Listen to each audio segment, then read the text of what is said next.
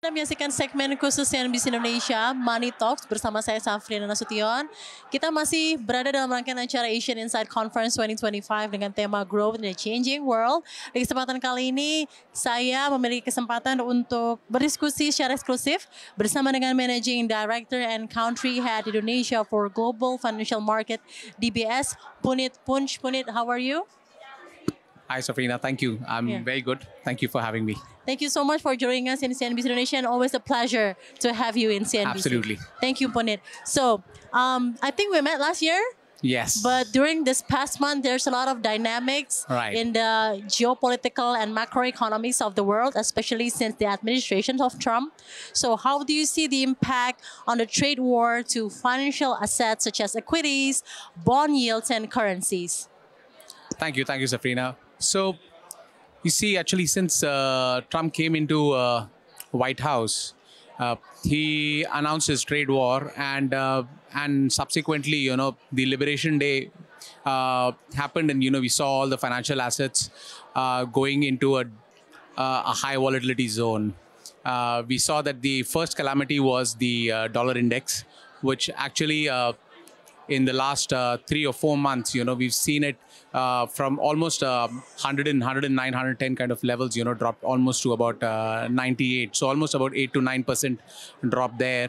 The US Treasuries, which have seen a major sell-off, which were actually in September last year, the 10-year was at a yield of about 3.55%, has spiked to almost about 4.5% now, is again a clear indication that that basically some of these correlations are no longer there. We are seeing some multi-year correlations which were there between US Treasuries and the dollar index have actually broken. The US Treasury has also seen that the sheen it had of the safe haven asset has also gone away a bit. We clearly post the Liberation Day.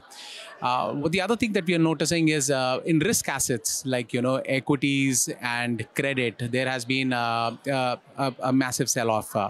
And post Liberation Day, you saw that the S&P actually plunged below 5,000 levels. We also saw credit spreads widening. If you look at the Indonesia CDS, the 5-year CDS, it used to hover at around 80 basis points before the Liberation Day. Post Liberation Day, it spiked to all the way up to about 130 basis points.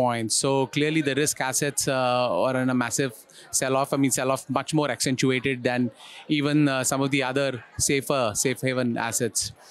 The other thing we noticed is that safe haven assets, as I said earlier, the US Treasuries kind of lost that kind of badge that they had, or we saw that they were not reacting in the way they used to in the past, where once there is turmoil in the market, the US Treasuries would appreciate.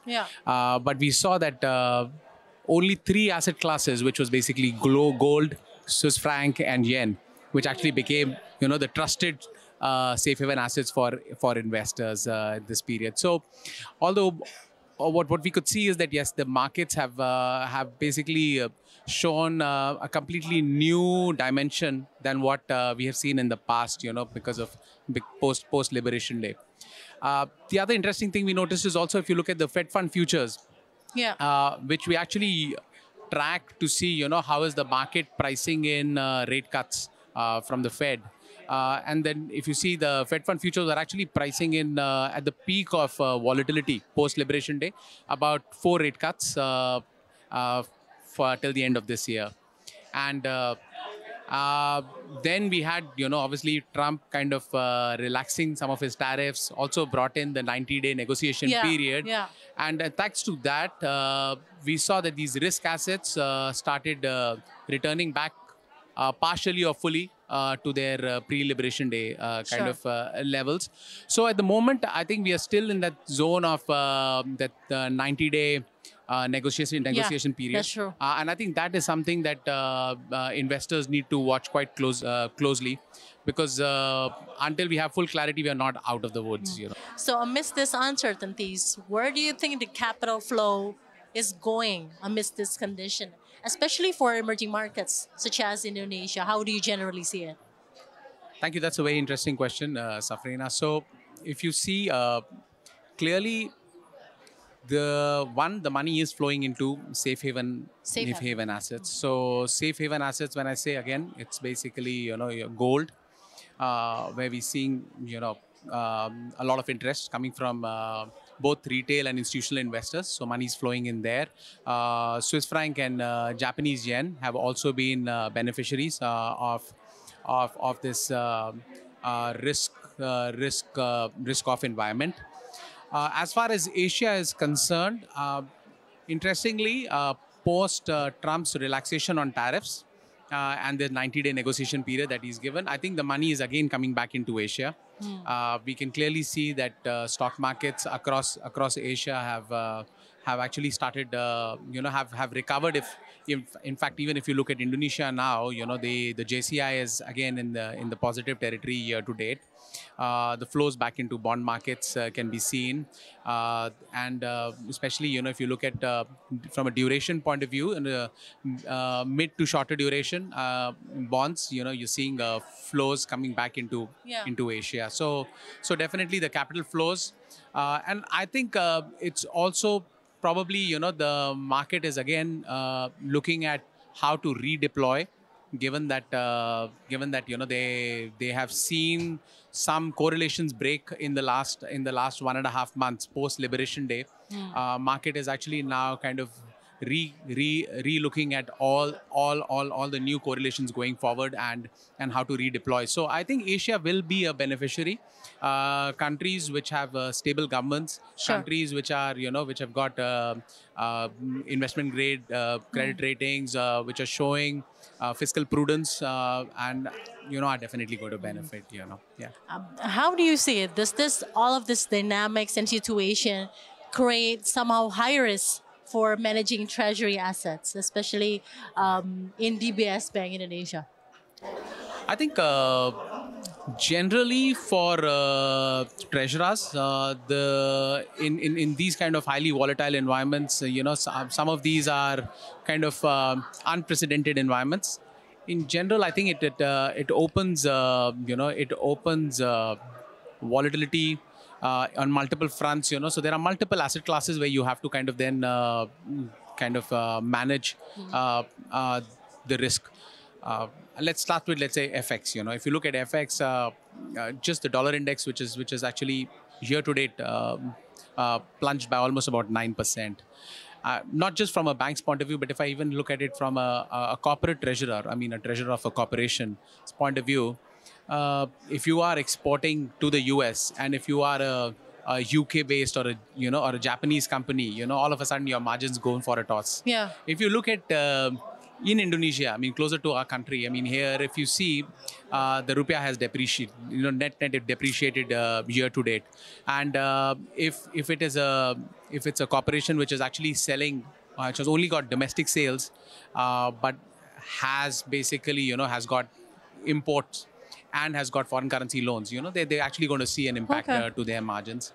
Similarly, I mean, if you see in the commodity space as well, the huge volatility in commodities, we saw, in fact, many commodities year to date are in the red, are in negative, So if you are exporting out commodities, then definitely, your margins go for a toss. There are organizations that we come across, who have actually had impact on their procurement side. Basically, the pricing has gone higher, not because of commodities, but because of supply chain disruptions. So, that has been another factor which has actually impacted basically, the cost of raw materials for companies. So I think all of this, plus on top of it, if you look at interest rates, the interest rates in the US, I mean, spike. The US 10 years actually moved from almost 3.55 to 4.5. Post the Liberation Day, the credit spreads actually widened substantially. Equities dropped. All of that is actually going to have an impact for a corporate treasurer to actually, from a fundraising point of view, when you're looking to raise new loans or bonds, obviously, your rate of interest is going to go higher because US Treasury yields have gone up, credit spreads have widened. Other than that, if you're looking to access the equity capital markets because of, the equity markets being in the negative territory are also going to have an impact. So these are the challenges which today a treasurer faces, given the volatility in the market. Yeah. But so for treasurers and for CFOs, Right. any tips on managing this risk, especially for doing the foreign exchange hedging, in order to make sure the working capital sufficiency, but as well as to preserve margins and fund expansion? How do you see it, Puneet? Okay, good question. Let's start asset class by asset class. If you start with, let's say, the foreign exchange market, volatility has been huge. Some of the simplest ways for CFOs or treasurers to manage this risk is just by executing hedges. Hedges, plain vanilla hedges like forwards, where you've got a budgeted rate, which you have at the beginning of the year, and then you execute your hedge to ensure that, you're very close to your budgeted rate. You could actually go into a slightly more advanced kind of hedging program. If you have an active treasury, if you have something like, value at risk defined, then in that case, you can actually use even FX options. You could use vanilla FX options or structured options like call spreads, put spreads, and collars to manage your risk. Another interesting way to manage this is if you don't want to use, let's say, you don't want to use derivatives to manage the currency risk, then actually you can go for something like natural hedge. Natural hedge. Yeah. So in a natural hedge, basically, you try to match your receipts and your payments in the same currency. So you try to do that. Or on the balance sheet side, your assets and liabilities, you try to match them into the same currency. So in that case, that's one of the ways. Another very interesting way could be diversifying your currencies. So rather than just invoicing, your trade in dollars. So let's say if you take the case of an Indonesian company, your home currency or your functional currency is IDR, and you invoice it in US dollars today. You can actually look to change it from US dollars to currencies which show a much stronger correlation to your currency. And if in case you've got trade happening within Asia, then might as well pick another Asian currency. So you could pick renminbi or Indian rupee, which actually show much more correlation to IDR than what US dollar does. So that could be another smart way of actually diversifying your currencies. Similarly on the commodity side, you could use derivatives to hedge, or you could hedge without derivatives, where you could actually put pass-through clauses in your contract. So if there is a price escalation, price drop, then there could be a pass-through when you're negotiating with your buyer or your supplier. Or you could have fixed rate contracts depending on what suits you. So, how does DBS Bank Indonesia communicate all of these strategies for CFOs of your client's company and so on? So how is the relations between your client companies and then also especially from your global financial market division from DBS Bank Indonesia, especially since the dynamics that has been going on since the administration of Trump related to this and the strategies? So one thing that the global financial markets team, along with the relationship management, which is our institutional banking team, because the ownership of accounts or the clients relationship managers are in the institutional banking team. So we work very closely with them, along with with our colleagues from other departments as well. And what we try to ensure is that there is very rigorous communication with the clients. So we will get in our research guys to come and speak to the clients to give them more color on what's happening in the economy, how could it impact them, what's our outlook on interest rates, on FX, on various asset classes. So that's first thing, to educate them, and then along with that, kind of also giving them insights on what kind of risks do they carry on their balance sheet, and given the outlook that our research team has, what are the risks that they carry on their balance sheet, and then how can they mitigate those risks, through various instruments.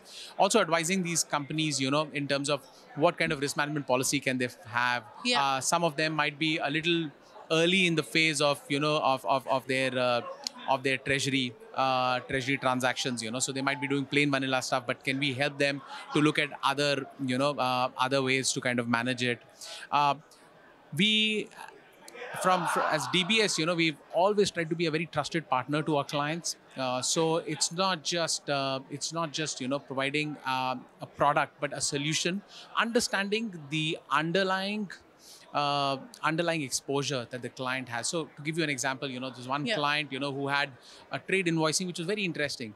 The trade was invoiced in such a way that it looked like an IDR exposure for an IDR company, but actually the IDR exposure had a bit of a dollar impact. So while on face of it, it looked like an IDR contract, but actually the contract said that, if you're, if the dollar rupiah moves beyond this particular range, then the loss would be borne by this client of ours, But this was in the contract. So we went to the extent to understand the contract, realized that basically it was not a pure IDR contract, So it was, it was economically, it had a payoff of a dollar contract, because if dollar appreciated, they would have taken beyond a point, they would have taken a loss, which they would have then increased the price on the, on the trade contract that they had. So then we had to show them a solution, how to manage that particular risk, and then they were very happy with it. They actually worked with us, and we put the structure in place to kind of hedge that particular risk. Sure. Safrina, we also at times advise our clients also on a new form of risk, which is actually mutation risk. Now, mutation risk is something which is very interesting. Many companies today are purely looking at the risks that reside on their balance sheet because of market movement. So let's say, if I am an exporter, and if the currency depreciates, if let's say dollar depreciates, and I have a dollar-based contract, then basically my earnings reduce. So companies are basically looking at how to mitigate the risk on that from their balance sheet or from their P&L point of view. But what happens if you have managed that risk for yourself? You have a dollar contract, you are selling to a buyer, let's say in some other country, where their currency has depreciated. Their currency has depreciated to an extent that basically they now carry a huge currency risk, and that currency risk has now actually become the market risk actually become a credit risk, because the company now they cannot afford to buy, because because the currency has depreciated so much that actually the product becomes, let's say, because of 10% currency depreciation, becomes 10% more expensive. 10%. So this is a risk which is a mutation risk, where you had a long-term contract, but all of a sudden your risk is no longer market risk, but it's actually become credit risk of your counterparty.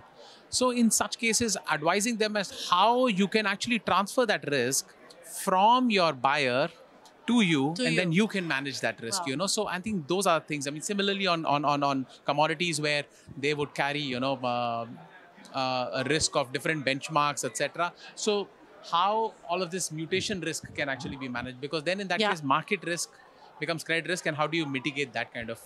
Well, thank you so much for your wonderful insight, and also thank you so much for the commitment of DBS Bank Indonesia as a trusted partner of growth for business in Indonesia and also Asia. A pleasure to have you. Thank you, in CNBC Indonesia. Thank you so much, Puneet. Thank you. Pleasure's mine, thank you. Dan demikian diskusi kita bersama dengan Managing Director and Country Head Indonesia for Global Financial Market DBS Puneet Punj, CNBC Indonesia Beyond Business.